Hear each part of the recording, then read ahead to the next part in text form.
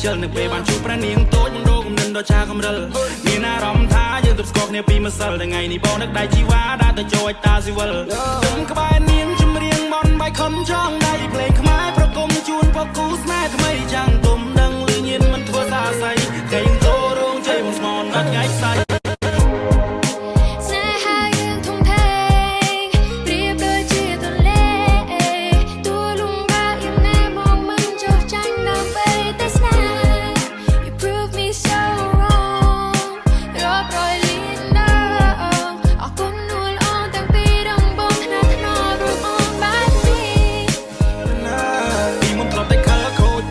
ខ្ជិលនៅពេលបានជួបប្រានាងតូចមិនរកគំនិតដ៏ឆាកំរិល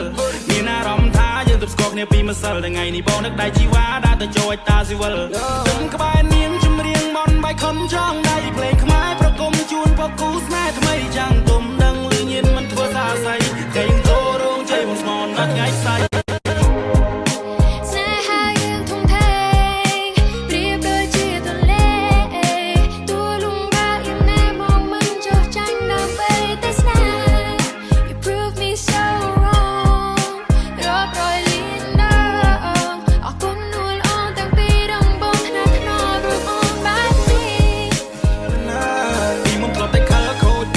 ខ្ជិលនៅពេលបានជួបប្រានាងតូចមិនរកគំនិតដ៏ឆាកំរិលមានអារម្មណ៍ថាយើងទើបស្គាល់គ្នាពីម្សិលថ្ងៃនេះបងនឹកដៃជីវ៉ាដើរទៅចូលតាស៊ីវិលខ្ញុំក្បែរនាងជំរៀងបនបាយខំចង់ដៃភ្លេងខ្មែរប្រគំជូនពកគូស្នេហ៍ថ្មីចាំងទុំដឹងលឺញៀនមិនធ្វើសាស័យគេងចូលរោងជ័យបងស្មនអត់ថ្ងៃស្អែក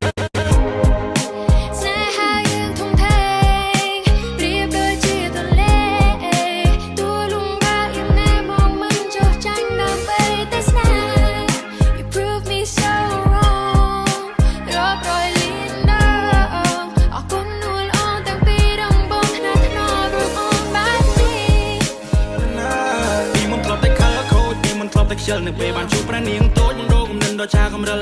មានអារម្មណ៍ថាយើងទើបស្គាល់គ្នាពីម្សិលថ្ងៃនេះបងនឹកដៃជីវ៉ាដើរទៅចូលតាស៊ីវិលខ្ញុំក្បែរនាងជំរៀងបនបាយខំចង់ដៃភ្លេងខ្មែរប្រគំជូនពកគូស្នេហ៍ថ្មីចាំងទុំដឹងលឺញៀនមិនធ្វើសាស័យគេងចូលរោងជ័យបងស្មនអត់ថ្ងៃស្អែក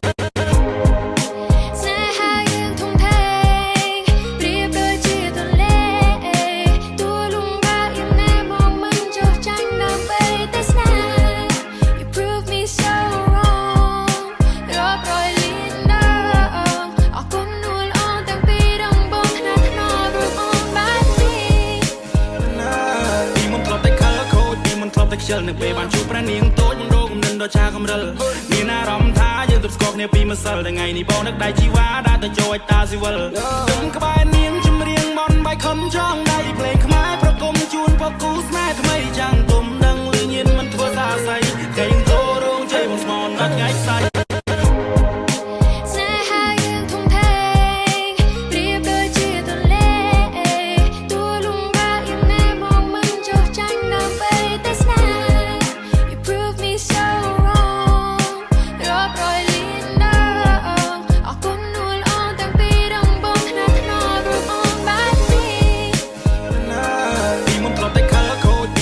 ខ្ជិលនៅពេលបានជួបប្រានាងតូចមិនរកគំនិតដ៏ឆាកំរិលមានអារម្មណ៍ថាយើងទើបស្គាល់គ្នាពីម្សិលថ្ងៃនេះបងនឹកដៃជីវ៉ាដើរទៅចូលតាស៊ីវិលខ្ញុំក្បែរនាងជំរៀងបនបាយខំចង់ដៃភ្លេងខ្មែរប្រគំជូនពកគូស្នេហ៍ថ្មីចាំងទុំដឹងលឺញៀនមិនធ្វើសាស័យគេងចូលរោងជ័យបងស្មនអត់ថ្ងៃស្អែក